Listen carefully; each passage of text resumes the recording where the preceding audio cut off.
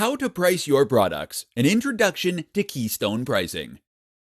With Amazon FBA, it's incredibly simple for anyone to set up an online business selling physical products.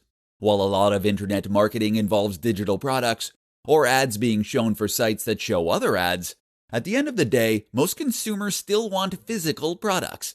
This is still where you are going to get the most revenue. And by using Amazon FBA, you'll be able to sell any physical product you choose with no setup or hassle. The downside of that? It means a lot of people can end up investing large amounts into business plans that haven't been properly thought out. It means that they might not, for example, have considered how they are going to price their products. So with that in mind, this presentation is going to provide one solution: keystone pricing. Keystone pricing basically means that products are going to be sold for a price that is roughly double the wholesale price or cost of the product.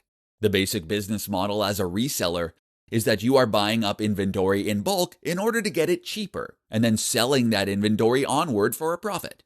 You get to keep the difference, which is how you calculate profit. It also works very well for Amazon FBA. So let's say that you have invested in 100 jeans. You paid $1,000 for these, meaning that they cost you $10 each. Keystone pricing would dictate that you sell them on for $20. This in turn would help you to sell them at a reasonable price while still keeping a healthy profit. Why don't customers just buy for that price direct? Mostly because wholesalers will only sell in bulk. Okay, so is this a perfect strategy? Not quite. For one, this is only one method you can use to calculate price.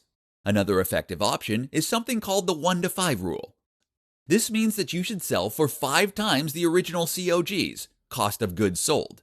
If the wholesaler charges a big markup though, then this won't be possible without eating into your profits. Then there is the issue of competition. What are the other companies selling their products for? Can you compete with them? What does the price tag you have added indicate about your product? And what about special deals and offers? Have you left room? These are all factors to consider when picking your price.